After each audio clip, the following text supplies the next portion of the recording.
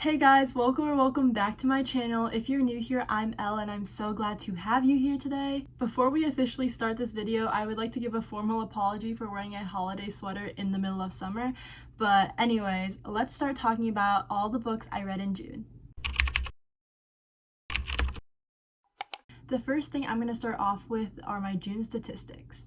In June, I read a total of 12 books, which included 3 YA romances, 3 romances, 1 fantasy, 1 graphic novel, 2 YA mysteries, 1 fiction, and 1 memoir. In total, I ended up reading 4,420 pages. Honestly, I would say that's pretty good for me. June has definitely been my best reading month all year. It's probably because I'm on summer break right now, so I've just had a lot more free time to read. I think before June, my best reading month was May when I read 5 books, so 5 books to 12 is a pretty big jump, so I'm pretty happy about that. I'm pretty sure a majority of the books I read this month were 4 stars. I don't think I had any 1 to 2 star reads. I also found 1 5-star read, so I was super happy about that. With all that being said, let's start talking about the 12 books I read in June. Okay, so the first book I read was Betting on You by Lynn Painter. It is a YA romance. I rated it 4.25 stars. This book features the 2 main characters, Bailey and Charlie. Over the course of a couple of years, they end up bumping into each other until after multiple years, they end up working at the same place. The romance in this book really starts blossoming when they are co-workers. The middle of this book was a little bit slow. I ended up getting somewhat bored, but the ending was really good in my opinion, so that made up for it. I liked the characters for the most part, but there were a couple moments where I did get annoyed with the main girl character, but I don't really want to speak too much on that just because I don't want to spoil the book. Lynn Painter in general, in my opinion, is really good at writing rom-coms, so the book was filled with really cute moments and it was pretty lighthearted and an easy read. I think this book is my second favorite Lynn Painter book. I liked it better than The Do-Over, but Better Than the Movies has my #1 spot in terms of Lynn Painter books. Honestly, this book was kind of longer than I thought it would be. I don't know, it was around 400 pages and I thought it would be around 350, but I might be wrong about that. The second book I ended up reading was Part of Your World by Abby Jimenez. I rated this book 4.5 stars. You have Alexis, who is a doctor, and Daniel, who is a small town mayor. Alexis gets stuck in the small town in her car and Daniel helps her out of that rut. They live in separate towns, and given their jobs, they have really different lives. After a bet with Daniel's friends, Daniel ends up forming this unique relationship between them, and obviously a romance blooms from that. I really like Daniel in this book. He is such an acts of service king. I love the way that he treated Alexis. Also love that it was dual POV because in my opinion, if a book is dual POV, it is 10 times better. Like I said before, Daniel is a small town mayor, so half of the setting is set in a small town, which I felt to be really cozy while I was reading it. Another reason why I really like this book and why I rated it so highly is because the third act breakup in this was not annoying. It was logical, it made sense. I understood why it happened. It wasn't just something that was added into the mix, just thrown in there just to make the book longer. So I really appreciated how that smoothly went along. Oh, last thing to note before I move on to the next book, I really liked Alexis's relationship with her best friend Bree. And if you didn't know, the second book in the Part of Your World series is Bree's book, so that was really fun to read.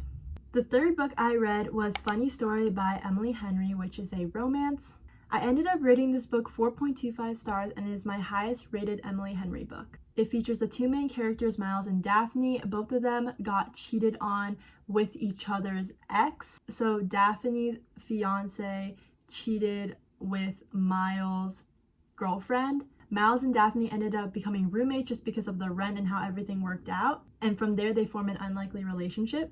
I honestly really liked Miles as a character. I know that he was pretty controversial as I read some of the ratings that people gave this book, but I really ended up liking him because he remembers a lot of the little things about Daphne, which I found really sweet. I really liked Miles and Daphne's journey that they went on throughout the whole book. I think that the character development was great in terms of that. And yeah, that's basically all I really have to say about Funny Story.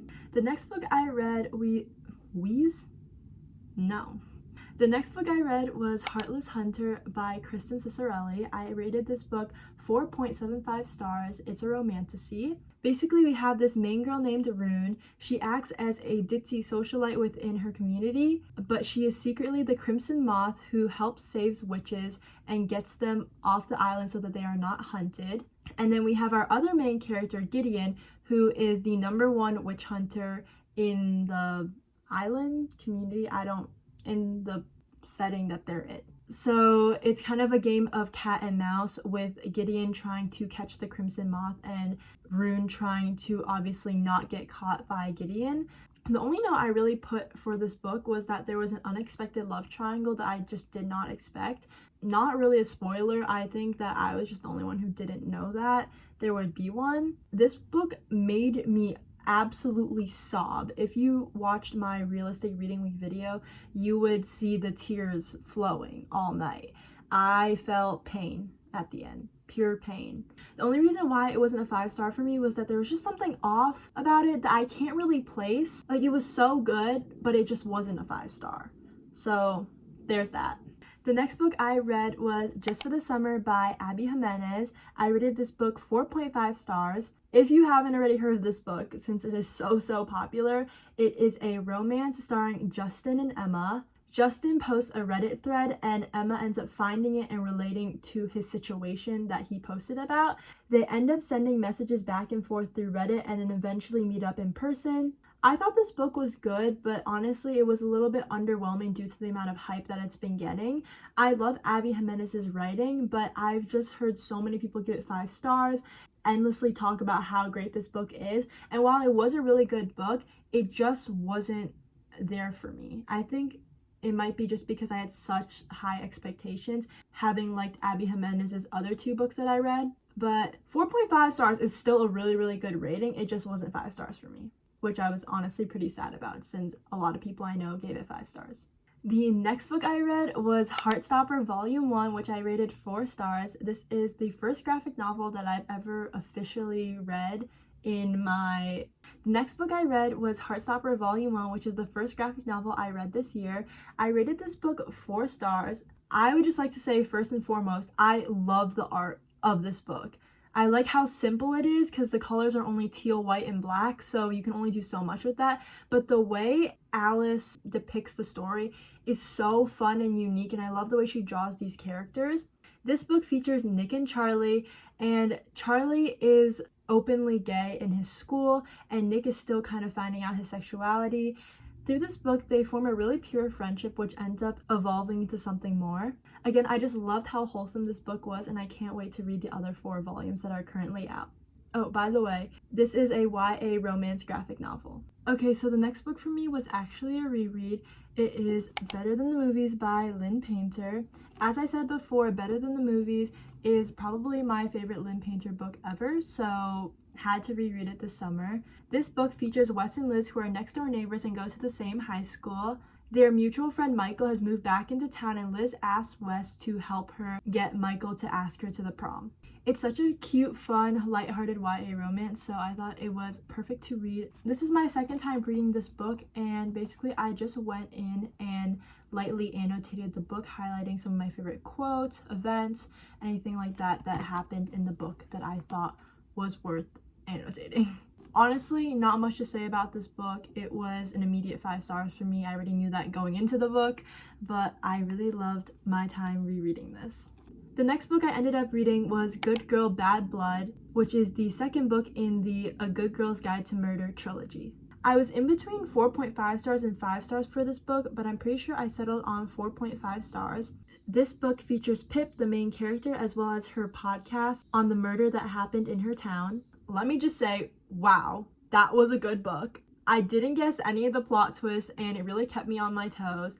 I was flipping the pages like that, and let me just say, I was sat while reading that book. Pretty sure I read over 300 pages in one sitting, so if that's any indicator of how invested of the book I was in, there you go. One thing that I really wanted to note was that there were photos of the evidence and the podcast manuscripts and stuff, and I thought that was a really nice touch in the book because it felt so real because of the evidence and photos that she included. It made the whole mystery come alive, and that kind of scared me low-key because I was getting scared that this was happening in real life. But I was like, no, it's fiction. I have yet to read the 3rd book, but based off the first 2 books, I would really recommend this series for anyone who wants to read a good YA mystery. Okay, so the next book I read was I'm Glad My Mom Died by Jeanette McCurdy. This is a memoir, and I have no rating for this book because I don't rate memoirs. I listened to the audiobook, which I really enjoyed because it was narrated by the author. I did note that there were some funny moments, which was surprising to me due to the journey that the author was going through, because it is pretty serious about the events in her life and how she was raised as a child. I thought it was really insightful and refreshing to hear that not everything is true and there's always more to the story that a person may let on. Honestly, this book was really heartbreaking. I would check the trigger warnings of this book before you read it, but overall, I had a good time listening to this book. The next book I read was Daisy Jones and the Six by Taylor Jenkins Reid. This is a fiction book and I ended up rating it 3 stars. This book features Daisy Jones, an aspiring music artist, as well as the band called The Six. They eventually work together to create music, and from there their popularity continues to rise. I honestly think my expectations were just a little bit too high because I really like The Seven Husbands of Evelyn Hugo by this author. I rated that 5 stars. So I did have some expectations from that, as well as a bunch of other people who I know read this book also rated this 5 stars. So that kind of doubled my expectations. So my expectations were super high. I heard that this book was good on audiobook, so that's how I ended up reading a majority of this book. An audiobook does make sense because they had voices for each of the characters, so it was just like one long interview. I think the reason why I didn't end up liking it, which was partly my fault, is because I listened to it on audiobook, and personally I am just not an audiobook person. So even though the audiobook was good on my standards, it wasn't great. So that definitely docked points down because I found myself losing interest in some parts of the book because I was just tuning the audiobook out. I really liked the ending. The last 10% of the book though was really good for me, so that brought my rating up from 2.5 stars to 3 stars. I think definitely I would try to reread this book one day in the future just as a physical book, no audio, and see how that goes, because I honestly think that I missed a lot of the story just because I'm not a very good audiobook person. Okay, sorry for the camera change. My phone died, so I have to use the other one. So hope you guys don't mind. The second to last book I ended up reading this month was The Naturals by Jennifer Lynn Barnes. This is a YA mystery and I ended up rating it 4 stars. This book features these kids who are selected by the FBI to help solve cold cases, specifically murders committed by serial killers. The plot twist was so good at the end. Did not guess it at all.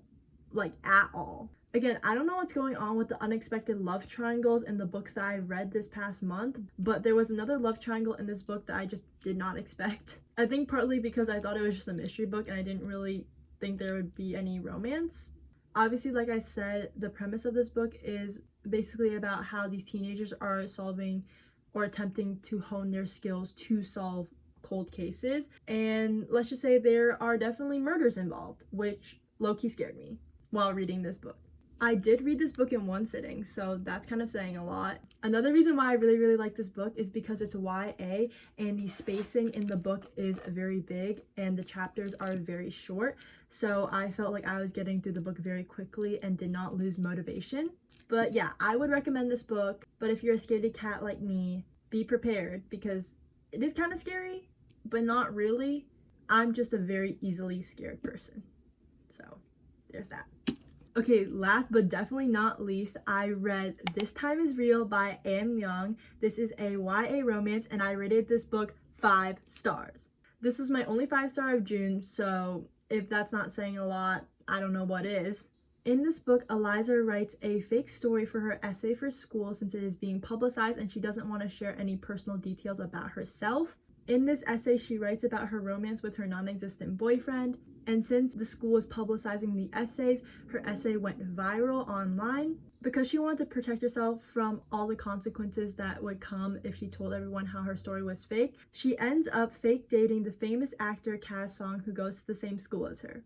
When I tell you I love this book, I truly did. I think I read it at the right time. I really needed a cute YA romance, and this is exactly what it was. It's definitely my favorite Elle book out of all the ones that she's written that I've read by her. I went into this book completely blind beside the fact that I knew that it was a YA romance. I think part of the reason why I really like this book is because of the tropes in it, because there is fake dating and one of us is famous. I also really liked that it was set in China because it was really fun to learn about the culture that she incorporated in this book. Another thing was that I could really relate to some of Eliza's experiences being Asian myself, and I found myself laughing out loud at some of the inner dialogue that she had. Okay, so these are all the books that I ended up reading in June. Thank you guys so much for watching, and I really hope you enjoyed today's video. Comment the hand heart emoji so I know who stayed till the end of this video. And yeah, I'll see you guys next when I see ya.